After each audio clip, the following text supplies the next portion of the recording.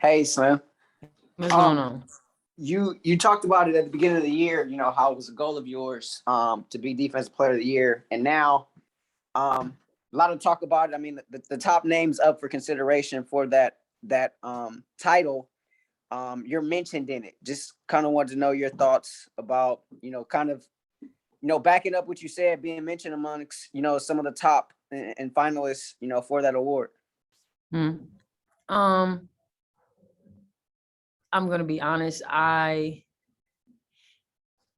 It's it's always in the back of my head, but I try not to um focus on it too much. I try to focus on the things that'll get me it instead of like what the actual award is and who I'm going up against. Um, it's been one of those things where I've just been trying to just stay in the moment and stay like locked in on what we got going on because our situation is such a tight one that I feel as if I take 1 second to like think about myself personally and my personal goals, then I'm not doing the justice to my team.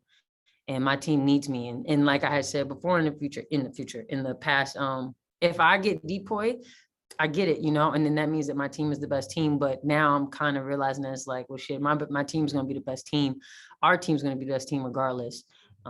So that's really what I'm trying to get at and get depoyed at the same time.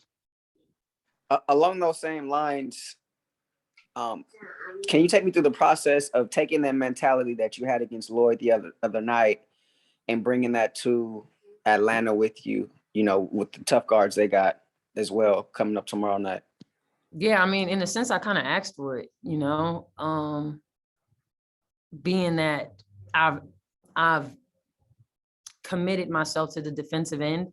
When it came to Lloyd, there's a few players in this league where I respect every player that I guard, whether it's my assignment or not. We're all in this league for a reason, and but we have to see players for who they are. And she just won a gold medal, and she idolizes one of the greatest players ever to play this sport. And I take that as a challenge to go out and guard her and do my best defensively, the best I know how, and to just make sure that she's going to make shots, try to make them as hard as possible. And for the outcome to be what it was in the situation that we're in, then I feel we did our job. I did my job. My team allowed me to do my job.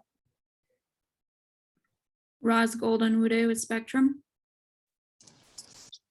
Hey, Slim, what's going on? What's up? As far as sometimes it's easier to identify a defensive player of the year candidate as a big player. What should people be looking for to recognize that you're having a good defensive game? Yeah, I mean, for one, I guard 1 through 4. So the biggest thing I feel that people should pay attention to, and this is not just for me. This is not just for guards. Like if we're really talking defensive players, we need to look at statistics. We need to look at stats because that's one thing that doesn't lie, and effort can be, effort is there, but a lot of people can get in front of a ball and go, ball, I'm guarding, and they get blown by 2 seconds later. So, for me, it's stats. It's looking at, okay, if I'm guarding Jewel Lloyd, or for example, right, and then she went 2 for 9, and then we look at all the other games that they've played, or we look at how we play these teams 3 times in a season. What are their statistics in those games? Where are they ranked 1 through 10, 1 through 5? Whenever they guarded this player, this was their percentage. This is what this player did. This is how many turnovers this player had. Not just rebounds, steals, and what's the other one they count? Rebounds, steals, and blocks. I'll keep saying it. If we're above 6'2" or 6 foot, that should be a given. And not to say that I'm 5'9", but it's all effort, because we can see people who are 6'8", 6'7", and maybe not catch a rebound, maybe not make a layup, or a lot of things. So it's all effort, but at the same time, that shouldn't be labeled as defense. Thank you. David Yapkowitz, Next Hoops. Hey, Brittany. With Atlanta, this is a team that, even though they're already eliminated from playoff contention, they still play hard. And, you know, we saw that when they came to town a couple months or a month ago. Tiffany Hayes, you know, she had a season high 31 last night. What, you know, with you being, you know, one of the team's defensive leaders there, you know, in terms of her in particular, you know, what are the challenges that go into, you know, covering her? You know, what kind of mentality do you have to bring tomorrow night? You know, because she was coming off an injury early, so you didn't get to see her as much, you know, when Atlanta came to town. Well, I had the opportunity to play with her my first 3 years in the league. So that was somebody that I actually had to guard in practice. And not gonna lie, that is a hard assignment for the simple fact of Tip is very shifty and she's a very quick guard. So those jab steps, those moments where you think she's not going to drive it on you, or where you think she's not going to take the three and she shoots it. Being that a lot of players tend to go under on her, she gets to have a lot of time to get those shots off. And for me, it's just trying to make her as uncomfortable as possible as I do anybody that I guard, and to just remember my scout and to not get beat. Because again, I think she's probably top 3 quickest jab steps I've ever had to guard. And yeah, it was hell when I was her teammate. 2 more for Brittany. Miriam Swanson, LA Daily News. Hey, Brittany. What's What's up? Hey, I wanted to ask about Coach Trammell and in which ways she may have helped you sort of continue your evolution defensively. Say that again. In what ways has Coach T sort of helped your continued defensive evolution? Oh man, we just find new ways to new ways to impact the game defensively.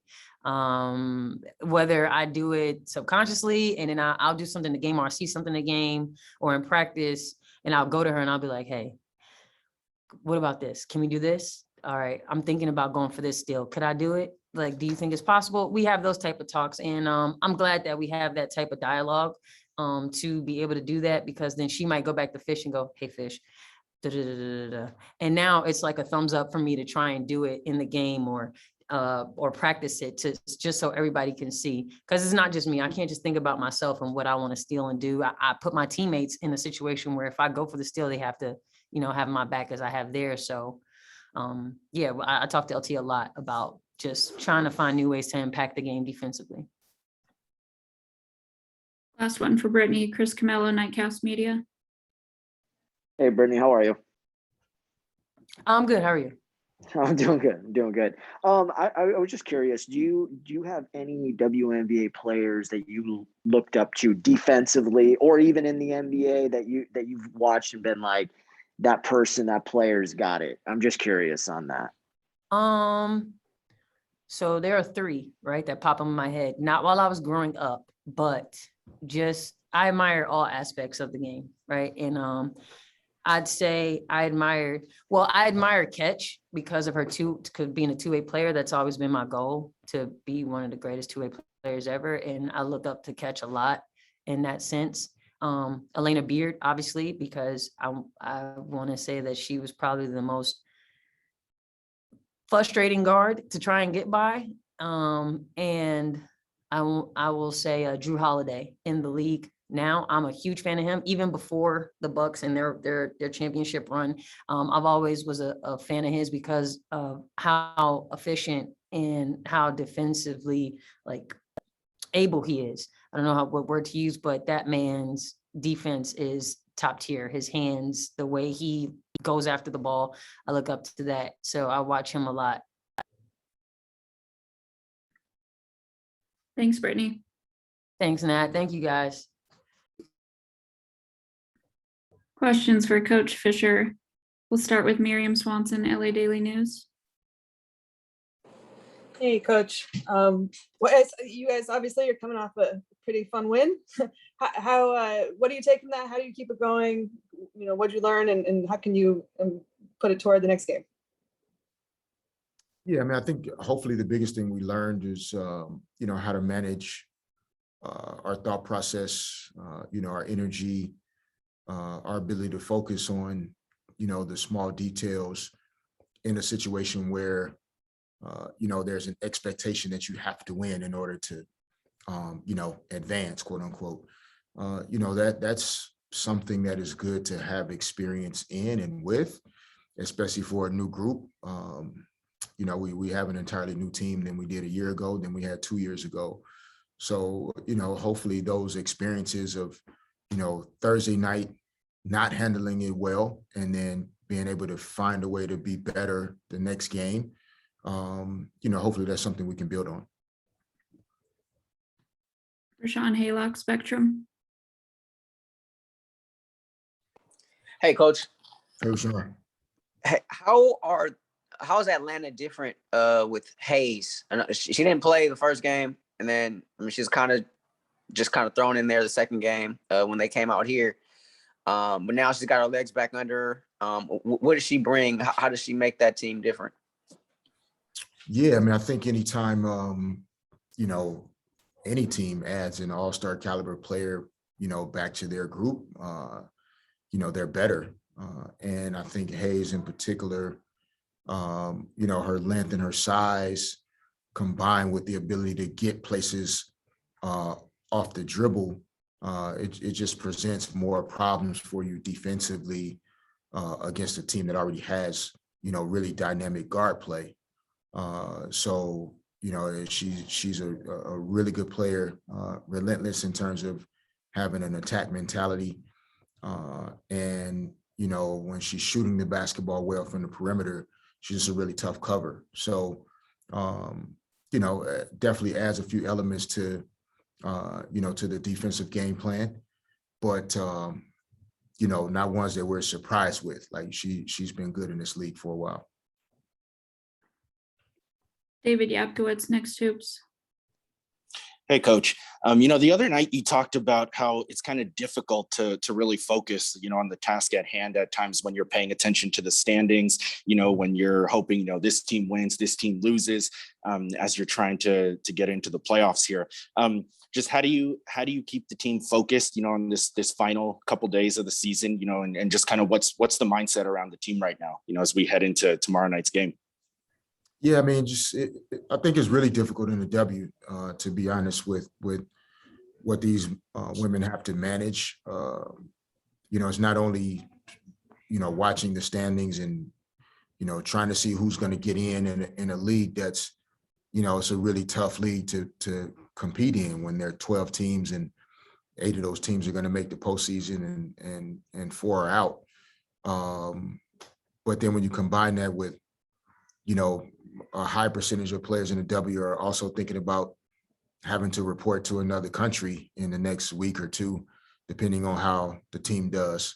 So they have to battle that in their minds and, you know, thinking about maybe the last opportunities to see friends and family before they report to that country, on top of what comes with, you know, trying to compete for a playoff spot. So, you know, with all those things in mind, we just really try and make sure our players understand that, you know, we connect to that and have compassion with, you know, what they experience as players in this league, and try to be as supportive as possible to make sure we know they're human. And, you know, we don't expect them to not feel or think about any of these things, but, you know, get them to try and center on and focus on, you know, the things that they really can't control in each moment, right? The right closeout, the right footwork, the right way to catch and receive the basketball, you know, within an offensive action, you know, contesting a shot, making sure the shooter gets boxed out on a free throw line situation. Like when you're able to focus on those small basic things, like it helps you disconnect from all the other external noise that likes to get your attention. So that's really what we try and do. And at the same time, we recognize our women are human, and, you know, there's going to be ups and downs with it.